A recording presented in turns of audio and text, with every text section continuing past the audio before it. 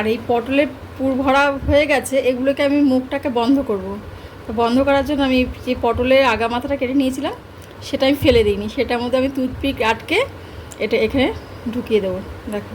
নমস্কার বন্ধুরা, তোমরা সবাই কেমন আছো? নিশ্চয়ই ভালো আছো। তা আমি তো পটলের রেসিপি অনেকগুলোই তোমাদের সাথে শেয়ার করলাম। তা আজকে আমি তৈরি করব হচ্ছে পুর ভরা চিংড়ি পটল। তার জন্য নিয়েছি, দেখো 8 পিস পটল নিয়েছি, আর এখানে নিয়েছি চিংড়ি মাছ। দেখো পটলগুলোর আমি আগা মাথা কেটে নেব, দু সাইডই কেটে নিচ্ছি। নিয়ে এটাকে একটুখানি আঁশটা বার করে নেব, মানে পুরোটা ছাড়াবো না, ওপরে ছালটা একটু ছাড়িয়ে নেব। ওপরে ছালটা ছাড়িয়ে নিয়েছি। এবার এটাকে চামচ দিয়ে ভেতর থেকে এগুলোকে বার করে নেব, দানাগুলোকে আস্তে আস্তে বার করে নেব। এই দুর্দান্ত স্বাদের এই পটল রেসিপিটা একবার বাড়িতে বানিয়ে দেখো, খেতে খুব টেস্টি লাগে এটা। দেখো সব কটা পটল কিন্তু আমার ছাড়ানো হয়ে গেছে, ভেতর থেকে শাঁসগুলো বার করা হয়ে গেছে। আর এই যে শাঁসগুলো বার করেছি এগুলো কিন্তু আমি ফেলে দেবো না, এগুলো আমি মিক্সিতে পেস্ট করে নেবো। তাই জন্য বাটিতে জল নিয়ে নিয়েছি, যে ধুয়ে নেব।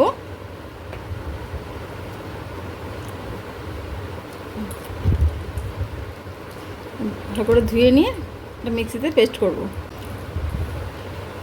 সবগুলো মিক্সিতে নিয়ে নিচ্ছি।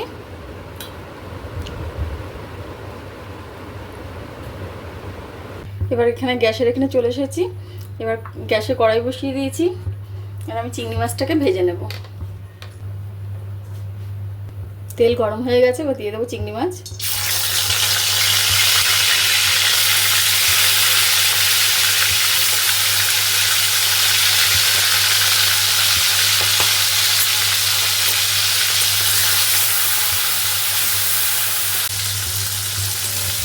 মাছটা ভাজা হয়ে গেছে, এবার আমি মাছগুলোকে তুলে নেব, এই পটলগুলোকে ভেজে নেব।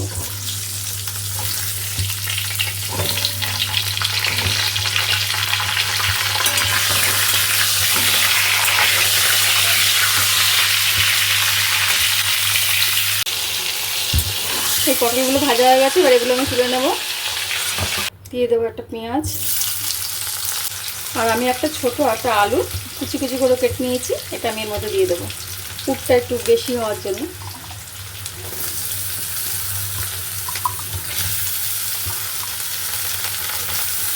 তোমরা চাইলে দিতেও পারো আর নাও দিতে পারো। আচ্ছা, এর মধ্যে এবার দিয়ে দেবো হলুদ, লবণ, দেবো একটু মিষ্টি। এবার দিয়ে দেবো যে পটলের শাঁসটা বার করে রেখেছিলাম, ওটাকে পেস্ট করে নিয়েছি, এবার ওটা দিয়ে দেবো।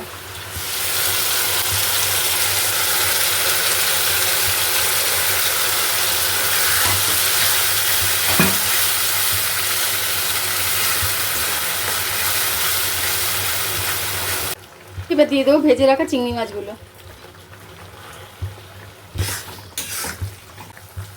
দিয়ে দেবো একটু কুচি করে ধনেপাতা, এটা অপশনাল, চাইলে দিতেও পারো আর না দিতে পারো। আমার ঘরে ছিল তাই আমি দিয়ে দিই।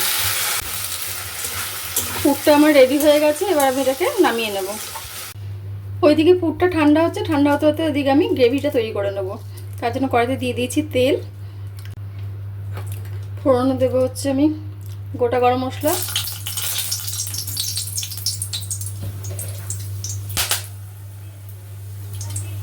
জিরে,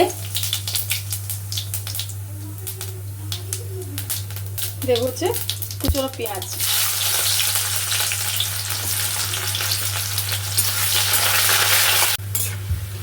এবার এর মধ্যে দিয়ে দেবো আদা রসুন পেস্ট। আমি এর মধ্যে নিয়েছি আদা রসুন আর একটা পেঁয়াজ আর অর্ধেক টমেটো, তাকে আমি পেস্ট করে নিয়েছি। এবার এটা আমি দিয়ে দিচ্ছি।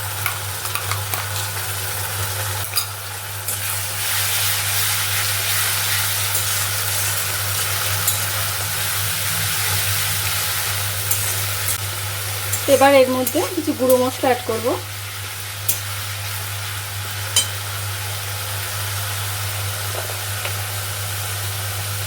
হলুদ গুঁড়ো,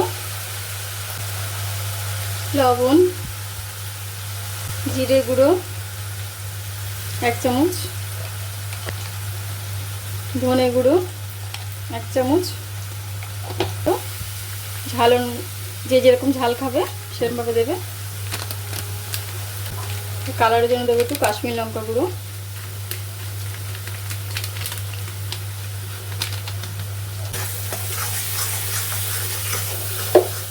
একটু চিনি,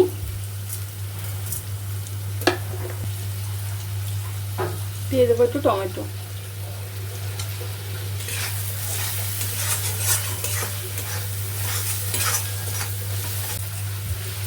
মশলা থেকে তেলটা ছেড়ে এসেছে, এবার আমি এর মধ্যে জল অ্যাড করব।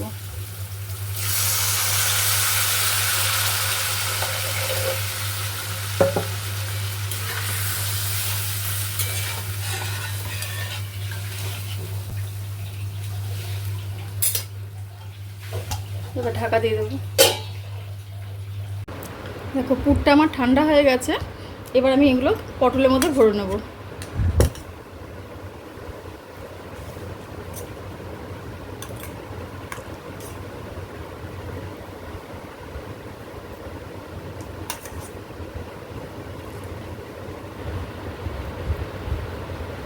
আমার কাছে হাত দিয়ে মনে হচ্ছে বেশি ভালো হবে, সেটা আমি হাত দিয়েই ভরবো।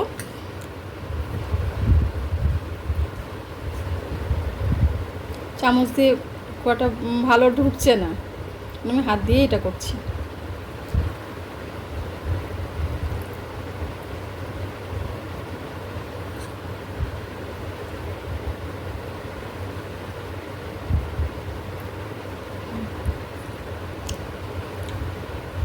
এইভাবে আমি সবগুলো ভরে নেব।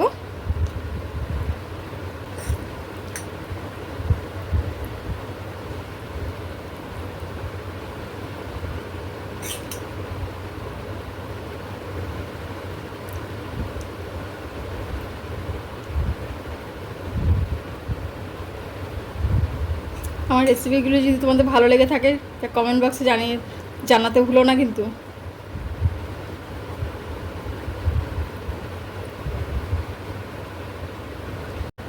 দেখো এখানে সবকটা পটলে পুর ভরা হয়ে গেছে। এই পটলটায় পুর কম পড়ে গেছে, আমার পটলে পুর ভরা হয়নি, এটা এমনি দিয়ে দেবো।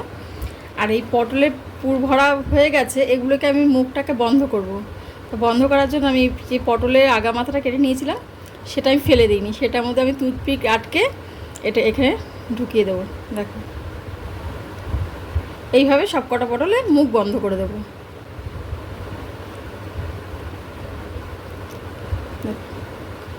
খুব ইজি না? ঝোল আমার ফুটে উঠেছে, এবার আমি এই পটলগুলো দিয়ে দেবো এর মধ্যে।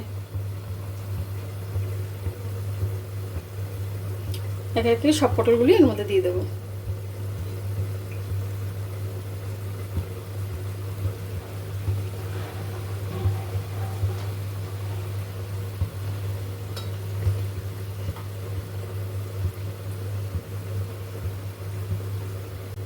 সবগুলো পটল দেওয়া হয়ে গেছে, এবার এটাকে ফুটে উঠলে নামিয়ে নেব। রান্নাটা আমার হয়ে গেছে, এবার আমি এটাকে নামিয়ে নেব। রেডি হয়ে গেল আমার পুর ভরা পটল।